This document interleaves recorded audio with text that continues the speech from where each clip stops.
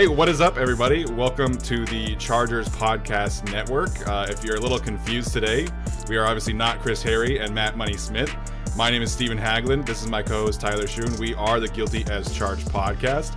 We are not replacing those two, so you will still see those two coming on your feeds later this week. Instead, we are adding to the Chargers profile, if you will, on YouTube, all podcast platforms.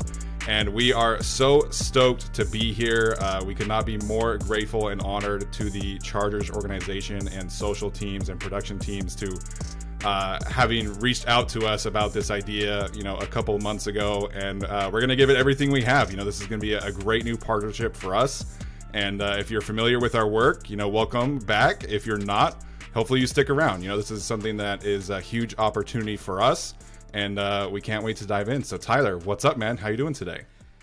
I mean, shoot, Steven, we're here on the Chargers YouTube network and their podcast feed. I'm feeling pretty darn good. I can't believe this is a thing. In January, when there was this idea of a partnership, we figured, cool, so we'll get to interview maybe another guy or something every once in a while. And that will definitely still be the case. But when things were outlined to us about what this was going to be, you and I think we had pretty good poker faces during the meeting. But after school, I called you oh my gosh, can you? Yeah, we were freaking out a little bit. Yeah, I was definitely, this is really a dream come true. It's going to go on my Mount Rushmore of accomplishments next to getting married, getting a diploma, having kids, and then Chargers on their podcast feed. I can't believe this is a thing. And again, thank you to the whole organization and everyone for getting behind us and making this work. I mean, what we have in store, what we have planned, the kind of things that are coming down the pipeline, it's going to be pretty spectacular. This is new. This is different. It's kind of unprecedented for the Chargers really to have this kind of access for. I mean, who are we? I don't know what we're doing here. Did someone lose a bet?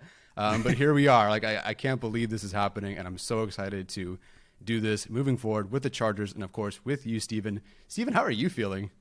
I'm doing great. I'm a little, there's a lot of nervous excitement energy today as opposed to our normal episodes. But, this is a big deal for us. And obviously this would not be possible with all the support from our loyal listeners over the past 4 years. And just, we've been able to build a really strong community that way. So cannot thank you guys enough for, supporting us along the way.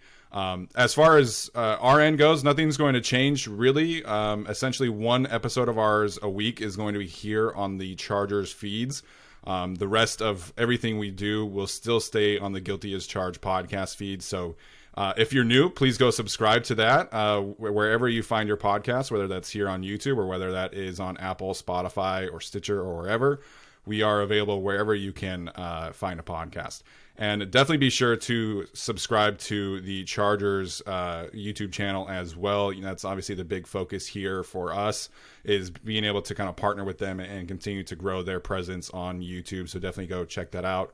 Turn those notifications on, make sure you are not missing anything. So before we get started in our first show on the Chargers channel, we do have to say we are fans. We are not employees of the Chargers. Our opinions that we express every single Tuesday are not reflective of the Chargers organization themselves. So we are going to do our best, obviously, to provide honest and objective analysis as we have the last 4 years. Sometimes that might be a little bit of a disagreement with, how a Chargers employee might feel. Again, we are not employees. We are independent podcasting fans just here to provide some additional content. So our opinions are not reflective 100% of the time of the organization. So that being said, we are 2 days away from the draft as you guys are listening. So this is going to be essentially the bow on our pre-draft coverage. So we've done a ton of position rankings. We've done a few mock drafts. We've done some individual prospect profiles over on our own channel. Tyler and I have each graded around 150 prospects in this draft class as we put in a ton of work watching film, watching all 22 coaches tape to be able to provide this kind of content. So this is, like I said, this is our bow on the pre-draft coverage. So what we're going to do today is talk about some my guys, some players that we are really pounding the table for, not necessarily for the Chargers, but just some players that we really have grown to love their games throughout this process. And then we are going to do a mock draft exercise after we cover that kind of topic. So we're going to try and attack that angle, predicting who the Chargers are ultimately going to select on Thursday night. So, Tyler, we'll start with you, man. We're going to do offense, defense, and then we can do a wild card if you want. Who's an offensive prospect, let's say outside of your first round grades, that you are pounding the table as a my guy in this class? It has to be the guy that's been one of my favorites this whole time, that I've mock drafted to the Chargers, and maybe I won't today, but I've mocked him to the Chargers no fewer than 137 times, and that's running back Tyjae Spears out of Tulane. When we start evaluating prospects, we tend to look at a numbers-based approach first. I tend to like to set up our composite, stats-based per-play rankings, and Spears came in at number 1 on those rankings, but that doesn't always mean that player is the best player, right? There are several players. Like last year for wide receiver, it was Jareth Stearns out of Western Kentucky. Didn't go in the first round, didn't go in the second round. I believe he was undrafted and went to the Bucs. So it doesn't always mean that they're the best player. And I certainly don't mean that Spears is the best player either. That's one Bijan Robinson at his position. But Spears stood out, so I started watching him after Bijan Robinson because of his ranking. And man, he just lived up to those numbers. And not every guy does. Spears did. And he just, the numbers in general, 63 missed tackles forced, over 1,800 scrimmage yards, almost 7 yards per carry, 19 touchdowns, 1,300 of those yards after contact or after the catch, which is absurd. We had Arjun from Pro Football Focus rank college backs based on their translatable stats from college to the pros. And Spears was second. He's second in explosive run rate. Obviously, he's first in our stats-based composite rankings as well. He's just fantastic, and he's aced every bit of the process along the way. Loved him then, and then he just did great at the Senior Bowl. And then at the Combine, he's not the biggest guy, of course. So he wouldn't test really great there, but the other measurables were really, really solid as well. So you watch him on film, you watch him in the numbers, you watch him with the analytics. Everything about him just screams, this is a really solid, safe prospect overall. There is a caveat there because there's kind of a buzz or rumor floating around about some medicals being a bit off. I don't know really anything about that. I can't really speak on that. But Spears, until that started dropping and coming out, Spears was my RB2, which was crazy because a lot of people are saying that Jahmyr Gibbs is like very close to Bijan Robinson. And I disagree there. But no one really has Spears RB2. I did because I love watching this player so much. I love him so much, and he's such a my guy that even watching him dismantle USC, the team that I root for, even watching him dismantle the Trojans to 12.1 yards per carry and 219 total yards and 4 touchdowns. Even with that, I could step back and go, all right, yeah, he's pretty good. Yeah, we're big fans of Tyjae Spears on this show. I think we've, like you said, mocked him on each of our shows, on each of our mock draft episodes. He's been selected to the Chargers. So, we'll see ultimately what happens with him, in terms of the medical situation. But, on tape, from a numbers perspective, from a Senior Bowl perspective, which we know is a big deal when it comes to how the Chargers really evaluate these prospects from outside of the top 50 and beyond. So Tyjae Spears, outside of the medicals, checks a ton of boxes for us, and I think for the Chargers if they're able to, get him in range. So for me, one of my favorite position groups in this class is the interior offensive line group. It was a position group that I felt like I could watch like probably for an entire week itself, just because I kept finding these quality prospects to watch. Obviously, I'm a University of Utah alumni, for those who know. So I could talk about Braden Daniels. I feel like that's an obvious choice. So instead, I'm going to go just up the road from the Chargers facility and talk about one John Gaines from UCLA. Somebody that really checks the versatility box that I think the Chargers are particularly looking for. So again, these guys are not necessarily these are pounding the table for the Chargers, but I think for these two, at least, it works out so far. So John Gaines has experience starting games for the Bruins at right tackle, left guard, and right guard. And a lot of people think that his best position could ultimately be center. So there's a lot of position flex for him, which I know Brandon Staley has really put an emphasis on, as we saw obviously with Jamari Salyer this past season and guys like Will Clapp, etc. So from a film standpoint, I love watching him work. I think he's got high level athletic traits in terms of his length, in terms of his explosiveness. Really able to get off the ball and get to the second level, execute reach blocks at a really high level, which are super important in the kind of zone schemes that we know Kellen Moore are going to want to run. So there's this very specific short shuttle number that Josh Norris and Hayden Winks have been able to kind of do some research over that Underdog Fantasy Sports. And, every single offensive lineman who has hit this short shuttle number has basically gone on to be a long-term starter in the NFL. And John Gaines is the only interior offensive lineman from this class to hit that number. So it's kind of a cheat code to get somebody who can really be explosive off the ball like that. And then I think there are some technique things that you have to consider for cleaning up. I mean, I'm not talking about, a second round guard by any means, not talking about a guy like Zion Johnson, but for the Chargers, for a team who wants, a fourth round guard who can be a swing player right away, maybe be a long-term center, I think would check a lot of boxes. So John Gaines, I'm a big fan of his work, from his tape. And then I think, his RAS score as well from an athletic profile is definitely one to really like in this class. He's awesome. And I think in terms of yards run during a game, he's next to wide receivers, I think. that can move he works all downfield over the for sure. field. Yeah, absolutely. Fantastic. I'm curious. I think everyone seems to like him, and I think the numbers are great, and I think that the RAS is great, and the film is solid. Why do you think he's not higher on, let's say, the consensus board than he should be? Yeah, that's been a puzzling one. I think after the combine, he certainly shot up PFF's board. I think if you go on to PFF's simulator nowadays, he's probably a third round, fourth round pick. But you look at the consensus board, he's certainly down the ranks, which I don't necessarily understand either. So maybe it's, he plays next to Antonio Mafi, who's another guard as well that I think could make a lot of sense for the Chargers. He's a little bit more splashy, a little bit more physical, maybe kind of getting a little bit overshadowed by his own teammates. So that could be something I think could be working against him. But I think people who really, have watched a ton of tape, as we know the Chargers coaches and scouting staff have, I think John Gaines will be able to stand out for them. So I ultimately do think he's going to be like a fourth, maybe late third round kind of player for them. Yeah, I could see that in that third round comp pick sort of range. And the guy I want to talk about for defense, I feel I could fall in that range too, that late third round comp, maybe fourth round. And it really just comes down to the size thing, and that's Travius Hodges Tomlinson, the corner out of TCU. Nice. As my defensive, my guy. If that name sounds familiar, that's LaDainian Tomlinson's nephew. If you're feeling old now, welcome, join the club, because yes. I got to watch LaDainian Tomlinson's nephew in his senior year of college on film this year.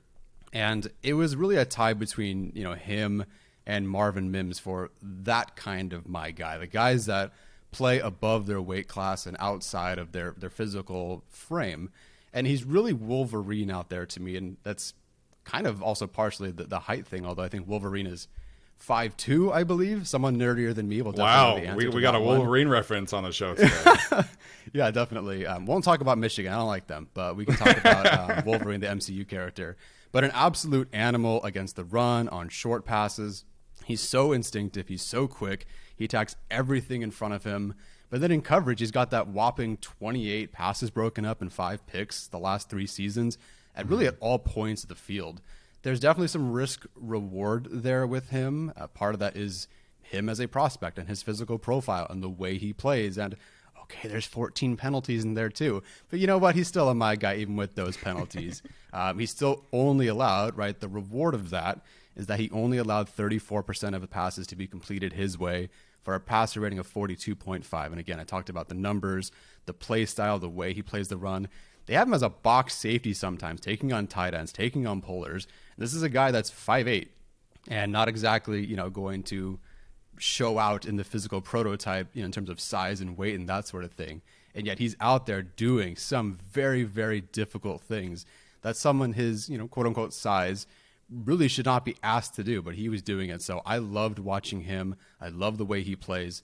Definitely risk and reward there. Not a guy who's going to go in the first or second round, but I had a ton of fun watching him. And hey, how many times do you get to watch a Tomlinson on film for college? Not many times.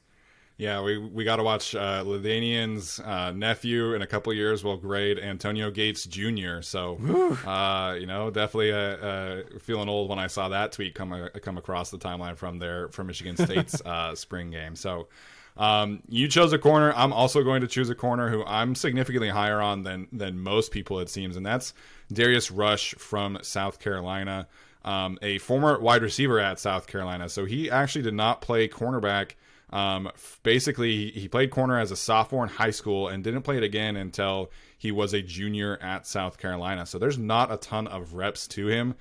And typically when you get a cornerback prospect who is a former wide receiver, there's a lot of mistakes in terms of, coverage penalties or, not being able to match routes at the highest level, or maybe there's some, tackling woes, because we know wide receivers are not typically the most physical guys unless you're talking about like a Drake London or somebody that really wants to, go at you. And that's just not the case with Darius Rush. And his teammate Cam Smith is getting a lot of hype, and I think deservedly so. But I think when you watch Darius Rush, you don't see the kind of mistakes that you see with these other kind of cornerbacks. And he was second in the class in terms of fewest penalties. He was fifth in the class in terms of forced incompletion percentage. And so there's a lot to like here from an athletic profile standpoint, from a numbers standpoint, and also from an upside standpoint. Like I said, this is a guy who has not played cornerback for very long, and he was already, a top tier cornerback in the SEC.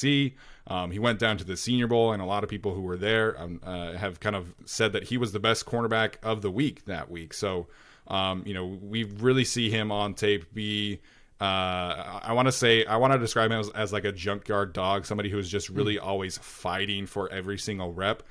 Because I think he knows that he has some ground to make up from these guys who have played cornerback for 7-8 years of their lives. So Darius Rush is somebody that I could really see sneak into the second round in this group. We've talked on our show how stacked this cornerback group is, and Darius Rush, I think when you're kind of looking past like cornerback 5, I think you're looking at some guys who maybe have some scheme question marks, like a Keely Ringo from Georgia might be best suited in like a cover 3 press man system, or you might be looking at somebody who's like exclusively a slot corner, like my guy Clark Phillips in the NFL. But Darius Rush can do a lot of different things, and he even took some reps at safety at South Carolina too, for good measure. So I love the effort that he plays with. I love how few mistakes he is able to put out on tape. And I think there's just a ton of upside because of his lack of experience at cornerback. So Darius Rush, definitely somebody I'm higher on than most people out there. Yeah, I did not realize that Darius Rush had that history of being a wide receiver first and then converting from there. That's great. I think we both had Rush over Smith, if I'm not mistaken. Mm-hmm. And sometimes that's tough when you have two guys on the same team. Sometimes you might prefer the guy who doesn't always cover the number 1 because, he's covering the number 2, so maybe things are easier. But sure, watching all the games of Rush, man, like he was able to do so many things so well. I mean, you just went through the list of all the different things that he could do, whether it's a run, whether it's in coverage, whatever. And there are some guys in that range, like you said, like Ringo. Maybe you're looking at like a DJ Turner, who is a great athlete, of course, but then maybe there's some concerns about where he plays. Does he play outside? Does he play inside? Are you worried about the height? That sort of thing. Someone like Rush, especially if he falls to the 3rd round, someone I'd love for the Chargers. Yeah, absolutely. All right, Tyler, one more quick one here. Another player you are pounding the table for in this class. That would be Penn State's Jair Brown. When I saw him line up in a 3-point stance and take on a pulling guard against Michigan and drop the running back for a loss, I went, yeah, that guy, that's the best thing I've seen all year. And then he, cover your ears, Steven. I know. Utah. We got to talk about it, though. Yeah, got to talk about it. Embarrassed Utah's right tackle for a sack. That was incredible. Knocked Cam Rising out of the game, which I'm not condoning. I'm just saying. I'm not saying that's a good thing. But then picked off the backup 2 plays later. Like, he is so much fun to watch. Not exactly a physical prototype at the position. Although he's listed as a free safety, I think he's better as more of a strong safety, closer to the line of scrimmage. And if you run his RAS at strong safety, it goes up from like 50th percentile to like 67th. So, hey, give him that. But he was a ton of fun to watch. He's so good at the line of scrimmage. 15 pressures, 5 sacks, 27 run stops last year. To pair with 10 interceptions the last 2 years. I really like watching him. I love the way he plays. Again, Safety lines up in 3-point stance, takes on the pulling guard, and drops off a running back for a loss at the goal line. You really can't find anything in the draft that's like that at safety. And there are a lot of guys in this class who, people like them for different reasons, but I think almost overall with all these safeties, most of them aren't that great against the run, or they're not great tacklers. And I think Brown, just watching him, I don't recall exactly what the numbers are, but just watching him, he's one of those guys that is excellent against the run, playing in that box. I loved watching him. Brown is one of my guys. Yeah, definitely like him as well. I did not rewatch the Rose Bowl. Still have not done that. I don't think I ever will. It was a painful one. All right, my last one here is going to be Purdue tight end Payne Durham. This tight end class is absolutely stacked to the brim with quality playmakers. We will probably see at least 2 of them be first-round picks in Dalton Kincaid and Michael Mayer. And I specifically want to talk about Payne Durham because, to me, a lot of what you hear NFL teams talking about in terms of like NFL draft is like, well, if we miss out on this player earlier, who can we get later that's kind of similar? And to me, Payne Durham is like your discount version of Michael Mayer. Somebody who is going to be your typical inline, physical, dirty work tight end, but can also do a lot of the receiving work as well. We saw about 25% of his snaps at Purdue come from the slot. He's able to go out and do that. And he's got a contested catch rate that's right up there with Michael Mayer's as well. So he's somebody that he can work the seams. He can work as an inline blocker. He can do some H-back stuff. I mean, this guy took a fullback dive rip at the Senior Bowl as well, just for good measure. So I think there's a lot of versatility there. Somebody that Kellen Moore would have a lot of fun with. And he's not the most explosive, athletic tight end in this class. A lot of those guys will go earlier than him.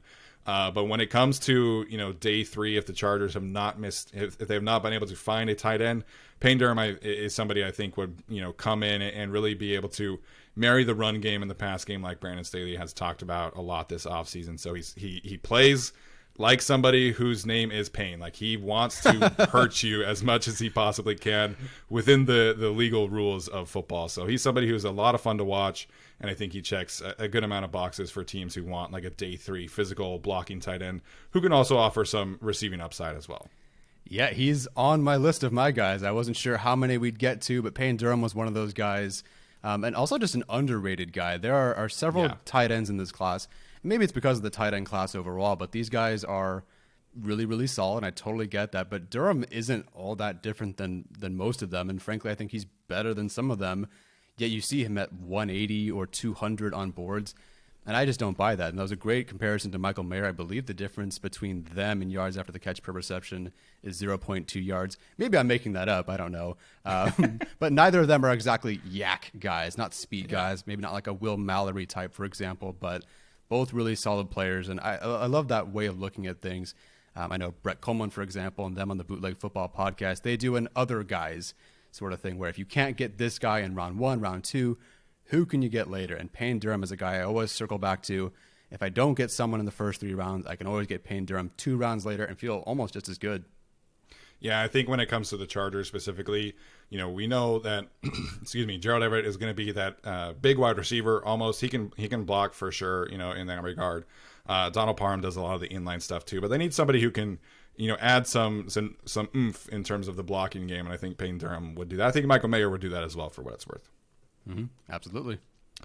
All right, so let's get to the bulk of our show here, and that is our final mock draft of the cycle. We're going to try and attack this with a predictive sense in terms of just, instead of picking guys that we all really like, we are going to try and, put our Tom Telesco, Brandon Staley caps on and figure out potentially who might be, the ultimate pick come Thursday night, Friday night.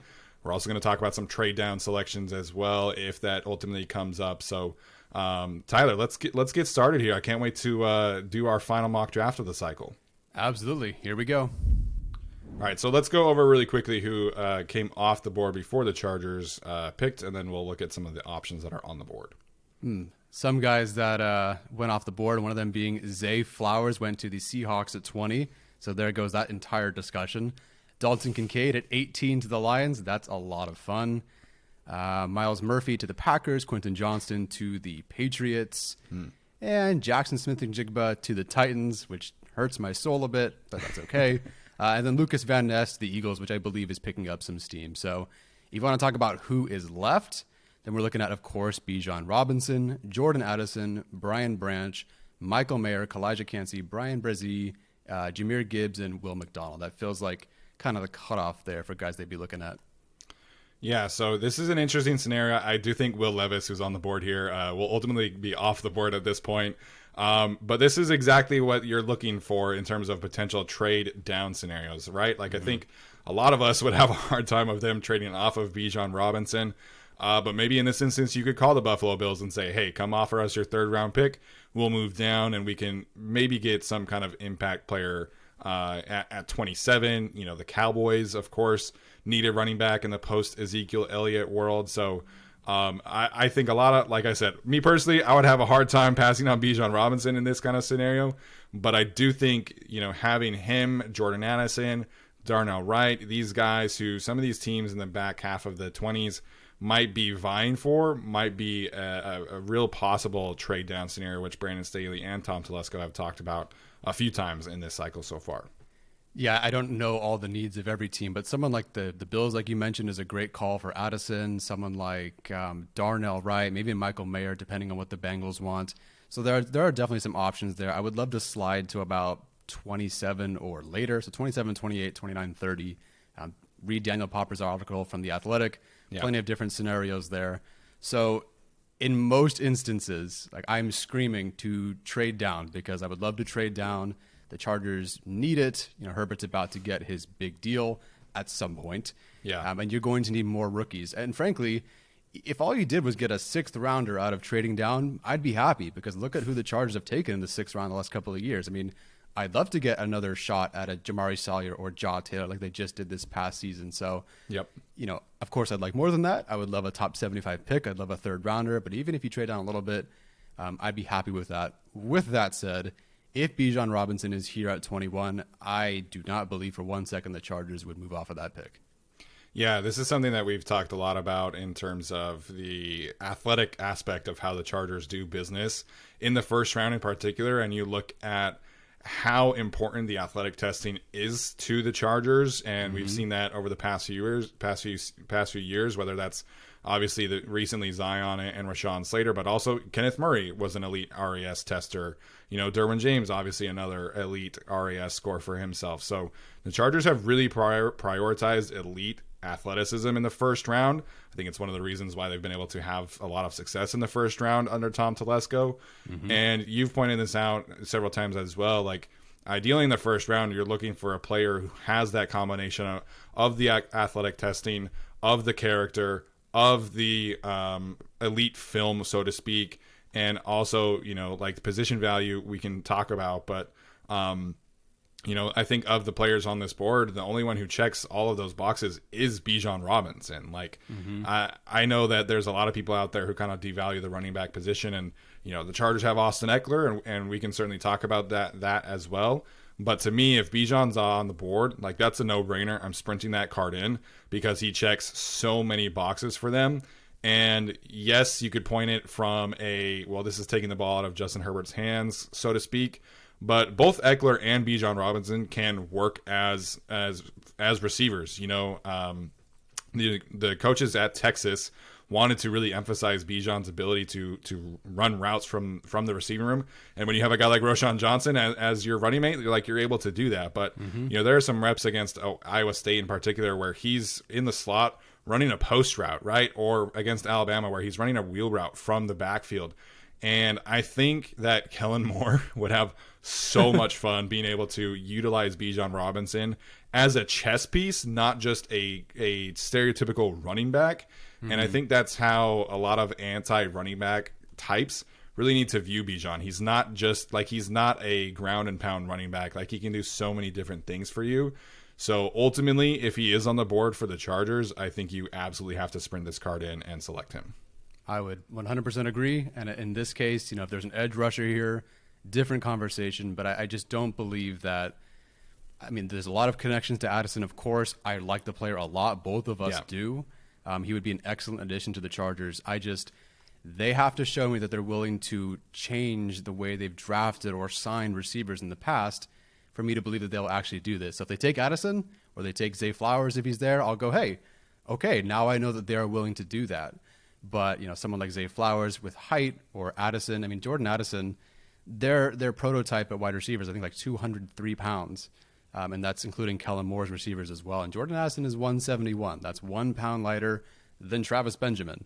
No shade. Like, hey, cool, light, heavy, whatever. It's just not what the Chargers have been doing in the draft. Now, I get it. Why would they do the same things they've been doing? Why would they go after another, bigger type? I totally get those questions, but until the Chargers are ready to look at the receiver position differently, or at least in terms of the guys that they select or sign, I got to assume that Addison, while a fantastic player, is not really as much in consideration here. And frankly, I do believe there's enough guys later on where I'm okay passing on him, of course, Branch. So yeah, to me, this is Bijan Robinson. Yeah, I think if you trade down and Addison's still there, I think that becomes more of a conversation. But in this instance, we're going to take Bijan and be very happy with this pick. Yeah, listen, we're just pandering to the new audience who found us on here. If we didn't pick Bijan, we'd be kicked off the stream immediately. So yeah, and it fits right, and it fits with the theme channel, right? We know Matt Money Smith and Chris Harry love the potential of adding Bijan Robinson as well. Absolutely. All right, so pick 54 here. Let's look at some players recently off the board. Obviously, Tuli Pelotu right there for the Bears. And then we'll look at Adetomiwa Adebaware, Cody Mock, the offensive tackle from North Dakota State. Almost said Notre Dame there. Felix Anudike-Uzomah, who's somebody I would really like to be there at 54. Steve Avila, Keon White, Bijan Ojulari. So BJ Ojulari. So a little bit of a run on edge rusher here. So Tyler, let's look at some options here at 54. Okay, so some of the options available in terms of the consensus board: linebacker Drew Sanders, running back Zach Charbonnet, safety Antonio Johnson, edge rusher Isaiah Foskey. There's your Notre Dame connection. Julius Brents, who would be awesome here as well. Edge rusher Derek Hall, who I do believe fits some of their physical prototypes. Keanu Benton, who's getting a lot of buzz. Sam Laporta, of course. So a lot of really good players here. We can specifically look at a different position if you want, but those are the guys early in the consensus board. Yeah, let's look at wide receiver because I know that there's a lot of love out there for this wide receiver class too. So looks like we got your guy Cedric Tillman on here, Marvin Mims, who we mentioned briefly on the show earlier, Tank Dell, that's Nathaniel Dell, Tyler Scott, Jonathan Mingo, A.T. Perry, Jaden Reed. So this is really why I'm a big proponent personally of not taking a wide receiver in the first round because you can get a board like this and have a lot of different options here. So Tyler, where are you potentially focusing at in terms of wide receiver for the Chargers here? There's been something in my brain for weeks now, and it's only gotten worse and worse. That's Jonathan Mingo here. Although when we last did our mock draft with Chargers Wire, I was like, yeah, I can wait for him in the 4th round. That's fine. He'll be there. Now Daniel Jeremiah is talking about him as a potential first rounder. I don't know if that's going to happen, but there are so many receivers. Even just looking here, there are so many good receivers here. I'm sure Josh Downs went a bit earlier too. There's so many good receivers here, but they all have some size question marks. Even if you love some of these players, I have Marvin Mims over Jonathan Mingo. Right? I have Tillman over Mingo, obviously. These guys are great players, but you worry about that size profile. To me, Mingo just checks so many of the Chargers' boxes, both in terms of the physical profile as well as just kind of what they're lacking. And I'm obviously going for Mingo here, so I might as well talk about him. Unfortunately, on screens last season, I noticed that Josh Palmer had a concussion on one, and Keenan Allen fumbled against the Chiefs on another one, and Mike Williams fractured his back on another screen. I'd love for Mingo to try those out because I do think he presents a physical type in terms of speed and twitch that I think is maybe more desirable for those situations. He hit, as someone posted today, 22.1 miles per hour, I believe, which was 99th percentile. It was that go ball against Vanderbilt, which of course the quarterback underthrew. He caught it at the 1 yard line, so good for him, but wasn't a touchdown there. Yeah. You want a shallow crosser, some guy with yak, some guy who can take a screen, you name it. I can point you to any different part of the film on some different game where he's doing something that I just think the Chargers are lacking at this point. And you get to continue to have your Keenan Allen do what he does, and Mike Williams do what he does, and Josh Palmer can continue to develop. someone like Mingo, you can add to the room and do so much with him without having to compromise, the development of a Josh Palmer or the investment you've made in Keenan and Mike. Mingo is someone who can round out your room, do so many things for you, while again, not compromising the investments you've made in the receiver position. If anything, it just complements it perfectly. Yeah, from a size profile standpoint, from a physical profile standpoint, Mingo definitely stands out in this class. His ability to get vertical against press and against off coverage is really something that has stood out to me. He was a big Senior Bowl standout as well, and we know that that is a very important aspect to the Chargers and how they do business under Tom Telesco. So Mingo is definitely in consideration here. I do want to look briefly at the cornerback class. If we could go to that group, obviously DJ Turner, Julius Brents, Tyreek Stevenson, Clark Phillips here. So Darius Rush, my guy who I mentioned earlier today. So this is a really stacked cornerback group. And, we have kind of talked about the potential of the Chargers looking at cornerback earlier than people might think because of Michael Davis being a free agent next year, because of J.C. Jackson potentially starting the year not at 100%. So, I mean, he's been looking great in his recovery videos. He posted a video earlier last week of him running for the first time. So hoping for the best there. But from the Chargers perspective, we know how much Brandon Staley values cornerback here. So I'm really tempted to take Julius Brents from Kansas State, the cornerback, who could give them just a different kind of size profile, physicality profile at the cornerback position. Could be your heir apparent to Michael Davis after next season. So my heart would tell me Mingo, but I do think there's a little part of my brain that's saying like, hey, the Chargers might look at cornerback in this scenario too. Yeah, Brents is definitely that player, if he falls, that I think they would certainly consider. Just a physical prototype again at the position, someone that they would look at and say, hey, that kind of fits what we want to do. And he doesn't have to be the guy day one, that sort of thing. So it really just comes down to the big question of how is JC progressing? Is he going to be available by week 4, in which case you have 3 starters? Or is this going to be an entire season of him not getting completely healthy yet? Then maybe heading into the postseason, he's finally got the reps underneath him. I don't know. If it were more catastrophic, I guess, a worse outlook prognosis for one J.C. Jackson, then maybe I would consider Brents here more over Mingo. But I'm still looking at receiver at this point. Although there is a decent shot you can get Mingo in this simulation. You can get him in round 3, so I wouldn't mind doing that because Brents isn't going to be there in round 3.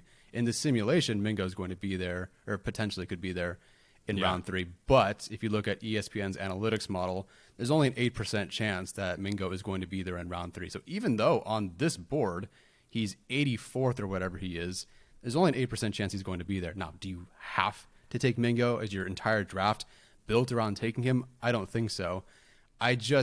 I have a hard time passing up someone who fits the Chargers, I think, so well and checks all of their boxes.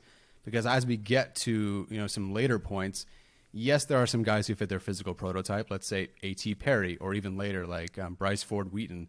Those guys fit what they're looking for. I just don't know that complements the room. And then I don't really know if someone like Mims or Tyler Scott or Tank Dell are someone the Chargers would be interested in. So to me, it's wide receiver or it's corner. Maybe an edge rusher if he's here. Someone like Isaiah Foskey, who I think should be talked about more as an option for the Chargers. I know people aren't a huge fan, but hey, productive player, fits their prototype, fits what they would want. Went to Notre Dame, is really good against the run. I would understand why they took him here too.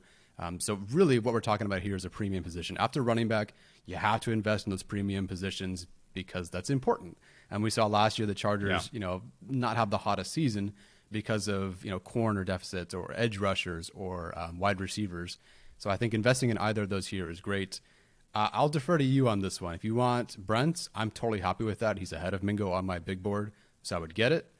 So I'll defer to you on this one. Yeah, really quickly in terms of the edge rushers, I think if you miss out on the first one in a first rounder, I think you probably are waiting and maybe calling Kyle Van Noy back up after the draft and saying like, hey, come back. We'll do the same thing with you as last year. And then you address your long-term need there. later on in the draft or next year. So for me, like, I'm trying to become a more explosive team, and that can be accomplished through getting a cornerback who can give you some more interceptions, more hands on the footballs, or you can talk about a wide receiver. So I know that he's lower. I do think that Mingo would ultimately be a strong consideration here, and just, you know, take this offense up a completely different notch with Bijan Robinson and Mingo. So it's not going to give us the best draft grade here, but with how much smoke there is about him potentially being like even a first round player, if you want Mingo, you got to take him at 54. And I think both of us feel the same way, that we really want Mingo on this offense. Yeah, this is a player that was in like the 150s a month and a half ago, and now he's already at 84, and I'm sure he'll keep creeping up into the 70s by the time we get to draft night. I'm happy with Mingo here. Yeah, go watch some of him. He's fantastic. C+. Yeah. Cool. Yeah, my math grade. Let's do this. The only C+ I ever got in high school was in pre-calculus, so, you know, math is hard. Oh, okay, the only C+. Sorry. I was a B student. I was a B student. I was not like a 4.0 guy, but, you know, I could do just enough. All right, let's look at some options here. We'll pick up the pace a little bit now that we're through the top 50 options here. You can see on your screen here for those watching, Sean Tucker. It looks like there's a bit of a running back run here. So that is the case here. Tyler Scott, the wide receiver from Cincinnati, still on the board. He's a smaller guy, but I think he could help the Chargers and potentially give them some return ability as well. I saw Tyreek Stevenson, the cornerback from Miami there. Tucker Kraft, the tight end from South Dakota. So some good options here. Again, I do think the offensive playmaker standpoint, I love day two in terms of adding to the offense. So Tyler, where are you looking at here? I know we've talked about potentially adding a defensive line in round 3, or maybe, you know, and center of the future is something that Chargers fans have really kind of highlighted. So where are you at here with pick 85? Yeah, I didn't take a DB before. I got to take one pretty soon, and it certainly depends on who's there. I think both of us have Antonio Johnson over Jartavius Martin, but Johnson here, Martin here, even Sidney Brown here to an extent. I think Chris Smith definitely fits the free safety prototype for Brandon Staley, and of course playing for Georgia. That makes sense. I didn't watch Battle, so I can't actually comment on him. But here, you know, a corner would be good. You watch Stevenson and Williams, so I'd have to defer to you on that one. Of course, Hodges Tomlinson is there, but I don't think that's where they'd go here. So to me, I do think we have to go defense. I do think you can wait just a tiny bit more for tight end if we didn't get one of those first crop of guys or second crop of guys. Edge rusher on this board is a bit dicey. Zach Harrison is an athlete for sure, but doesn't quite fit what the Chargers are looking for. So the best players available here, I think, are the safeties and maybe Tucker Kraft. I do think Javon Dexter is in play for them. Not the longest arms, but he's very, very tall and great against the run. So I think that's in consideration. But to me, I'd love a defensive back here. What do you think? Yeah, I agree. I think at this point you are, again, doing the Kyle Van Noy thing in terms of the edge rushers, because I think Zach Harrison, we both really like him, but it doesn't really like fit, so to speak, like a 3-4 outside linebacker edge type that obviously the Chargers will be running here. So I'm going to the cornerback room. I think there is a chance you could maybe see them reach for like a Kyu Blue Kelly in this instance. I think he is pretty similar to like a Jaw Taylor. But I love the ability to potentially take Tyreek Stevenson, who's a bigger, more physical corner, maybe put him in the slot full time. That is something he did at Georgia. Maybe put him as a hybrid safety slot kind of player here, give the Chargers some more size in the slot. So that's something that we've really focused in on in this class is getting more size into the room alongside Michael Davis. And I think Tyreek Stevenson could check that box. And then next year, you know, you put him outside in place of Michael Davis. So I'm going with Tyreek Stevenson here if that's my choice. Sounds good. I believe you. It sounds like he's great. I did not watch him, but I defer to you, and we're not typically too far off anyway. So yeah, Stevenson for me sounds good to me. All right, let's go corner here. And then fourth round is going to be really interesting to see how the board plays out. Again, we have not taken a tight end at this point. Chargers do need some interior offensive line help as well as some interior defensive line help at this point too. So going to be interesting to see who ultimately is on the board at this point. So for our audio audience so far, we got Bijan Robinson in the first round, Jonathan Mingo, the wide receiver from Ole Miss, in the second round, and the cornerback from Tyreek Stevenson just now at pick 85. Alrighty. Thank you for your trade offers. We're not going to take them. Alrighty. Okay, so we have our running back, we have our wide receiver, we have our corner. I'm glad we took a defensive back. I'm curious how they feel about the safety room overall, especially in terms of free safety. But at this point, let's look at the tight ends. Luke Schoonmaker, Zach Kuntz, I think are both in play here, obviously. Yeah. I almost feel like the Chargers would prefer Schoonmaker here over Kuntz, even if he's maybe has a higher grade. But Schoonmaker is more that traditional inline blocking type. Kuntz, I think, can do that, and it's not like it wasn't his role, but I trust Schoonmaker for that more. And so I think that they might be looking at him here in terms of tight end. Who else is available? We have our receiver, but you could consider Jaden Reed, corner Eli Ricks. I will say really quickly, sorry to cut you off, Nick Herbig from Wisconsin is interesting to me. He has played some edge rusher at Wisconsin. He's kind of that kind of profile that Wisconsin really likes to do. So they kind of do like a 3-3-5 defense that's in vogue. So he can play off the ball. He can play as an edge rusher. That might be kind of like a Kyle Van Noy replacement in terms of somebody younger. Drew Sanders is probably that guy earlier if you want to take one earlier at maybe 54. So Nick Herbig is at least worth talking about for me. I don't know if you've watched him yet, but he does have some of that Kyle Van Noy versatility that I think would kind of fill a role for them. Yeah, I have not watched him. What is his RAS profile? Do you know? Because it tends to be that range, that 4th, 5th round range where Telesco takes an athletic, not that he's a linebacker, but linebacker. So, okay, not the tallest guy, but good speed grade. Don't get much on him there. Didn't do a lot of testing. Okay, interesting. I have not watched Herbig, so maybe I'll just defer to you again. I think it's worth talking about. I'm not taking a linebacker here if that's my wish. Oh, okay. Then move on. We can find some other guys later. I do like some more of the athletic linebackers later, too. Yeah, I think at this point I would ideally look at an interior offensive lineman or an interior defensive lineman. Okay. A little beef up the middle if we could. Yeah, definitely. So interior offensive line, Voorhees can't contribute this year, so I get it, but also I'm worried. Strongberg is a guy of the future. Braden Daniels, there's your guy. John Gaines, again, 226th odd there. McClendon Curtis, who they've done a lot of homework in terms of the Chargers scouts there. I think the Chargers need some more pass rush from the interior, so I'm pretty interested in taking a shot on Moro Ojomo. I think the film can be a little choppy at times, but you just mentioned, athletic profile, somebody that could come in and learn from Morgan Fox. So I would say him or one of the guards like Gaines or Braden Daniels. Okay. Well, you are the resident trenches guy. So once again, I will defer to you on this one. Oh, come on. I don't want this to be you decide. It depends because do I want to get a tackle? Let me take out the tackles real quick. Like, would we go for Nick Saldiveri instead? I almost feel better about that because I think the Chargers need a tackle more than someone like an interior offensive lineman. Not that Saldiveri can't do it. He did it last year against Virginia. I'd be more comfortable with that than an interior offensive lineman. And the D tackles here, I'm not a huge fan of. Not that there's a great, I don't know most of these guys past them, so maybe you like some of these guys better, but I'd kind of rather go with someone like Saldiveri, who we talked about before, checks a lot of boxes for the Chargers, especially here in round 4. Yeah, smaller school tackle for sure, but has a lot of things to like. We just highlighted him earlier on our show this week. So okay, let's do Saldiveri. Let's do an offensive tackle for the Chargers to back up Trey Pipkins and Rashawn Slater. Cool, sounds good. I mean, it was rough last year without some investment, let's say. So I'd be happy with that. Yeah. Alrighty then.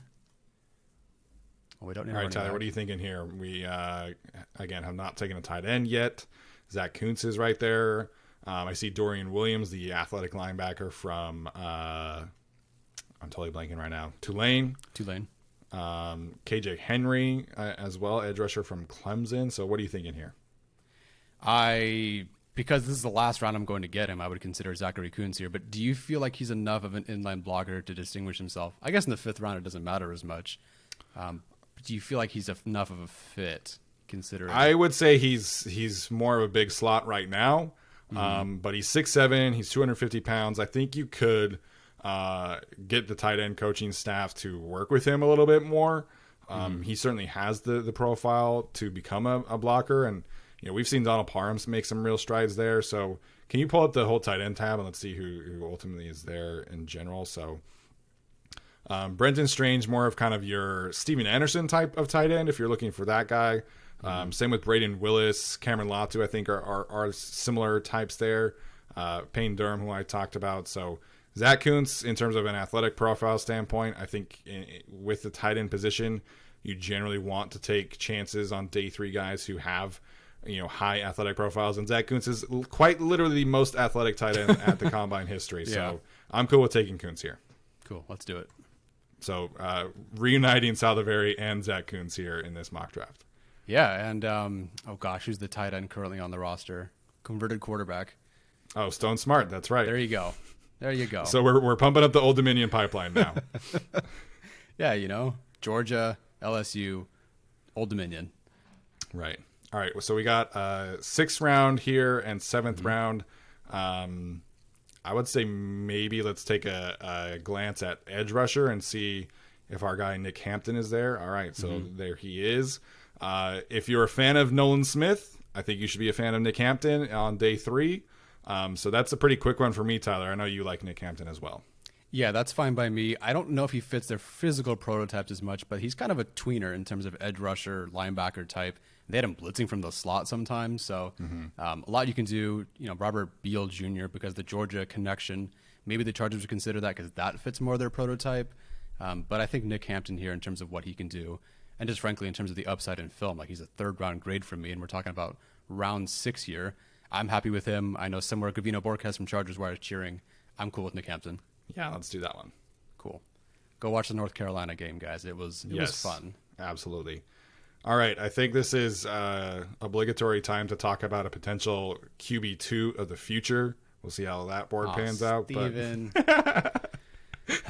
But with Hampton, though, I feel good about potentially not taking a linebacker here. Because he can, like you said, he can kind of do both of those things. We have not taken a running back yet either, so I definitely want to glance there. Took Bijan. Oh, we took Bijan. I'm sorry. Well, he's not just a running back. That's why. Not just a running back. Okay, so let's look at quarterback, and then let's take a glance at adding a potential return receiver there instead. Okay. I haven't watched a single quarterback, nor have I watched college football even live. So how about it? We know the Chargers have met with Max Duggan at the Pro Day, according to what is her name right now? Miss Slater, who covers the Cowboys for NFL Network. Stetson Bennett, I think for obvious reasons, probably off the Chargers board. So I think if they do take a quarterback, it would probably be Max Duggan here. But we also know the Chargers are trying to replace DeAndre Carter. So let's take a quick glance at wide receiver. Okay, so wide receiver. I don't know much about all the returners. Darius Davis obviously is somebody we've talked about. If he's here, Malik Knowles, but it looks like he's gone. So never mind on Malik Knowles. I think I just saw him. Nope, I think he is gone. I think somebody snatched him up. Well, there goes that one. He's gone. All right, interesting. Moving up the board here. So Jalen Cropper from Fresno State is interesting to me. I think he would be gone much sooner than this, but that's probably where I would go here. Is he the one who played with Kellen Moore's brother? Yes, him and Nico Remigio is also on the board. Played with Kellen Moore's younger brother at Fresno State. So Jalen Cropper is definitely more of a refined receiver. He could be somebody who goes much earlier than this. Because his ability as an explosive receiver, mostly from the slot at Fresno State. Remigio is like straight up like special teams only. So Cropper gives you a little bit of both here. Darius Davis, if he's on the board, I couldn't remember if he was there or not, but same kind of thing. I think it gives you a little bit of both. So Landers from Arkansas definitely fits the physical profile. He's like 6'4", runs a 4.2, 9 or whatever, something crazy. So I'll let you pick this one, Tyler. Yeah, Landers, we didn't go for a bigger receiver early on and I wanted to find someone with more size, that'd be Landers. Not the thickest looking guy, but he's still 200 pounds. He just happened to be 6'4.5" or whatever he is. An outstanding blocker, one of my favorite blockers in the entire draft. So if Ryan Fickham is looking for someone who has some returner potential, but can also block as well on special teams, that'd be great, because the kickoff return, the blocking, maybe it wasn't the greatest, like the overall numbers for the kickoff returns because of Carter, because of blocking, whatever.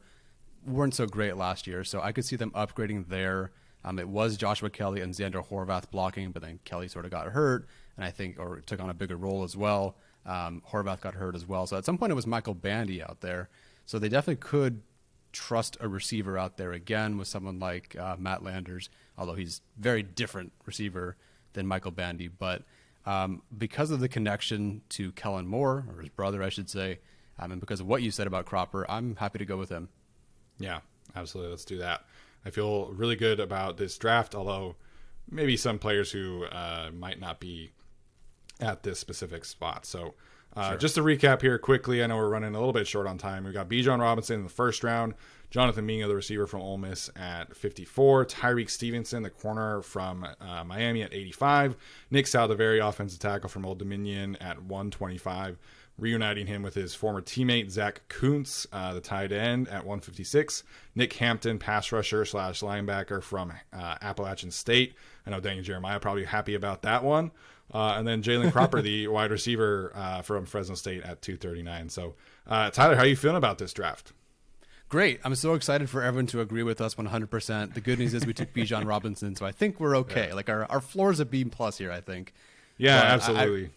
I do really like this group overall. I do like the idea also that we're just pursuing, I don't know about Cropper specifically, but most of these guys have very solid, if not elite, RAS scores, which is really good too. I think finding some of these guys who are also great athletes, like, being a good athlete in the NFL, good idea, Tyler.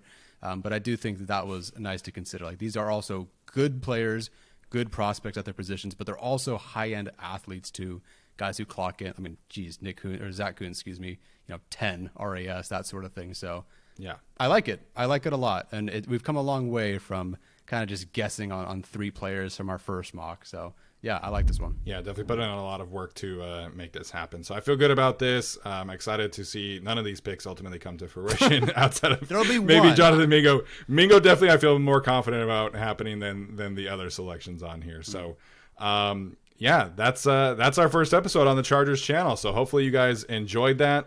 Again, make sure and subscribe to the channel here, and make sure and subscribe to our channel on the Guilty as Charged podcast, where you can find that anywhere you find your podcast. So, Tyler, appreciate your time tonight. Again, cannot thank the Chargers enough for reaching out to us and making this partnership happen. We are so excited to be on your feeds as the listeners, as the viewers on Tuesdays from now on. It's going to be a great partnership with us and them, and I'm excited to be able to be a part of the family. So cannot thank them again enough, and we will see you guys next week for our draft recap, where we will ultimately look at some grades for how the Chargers draft panned out. So we'll see you then. That's going to do it.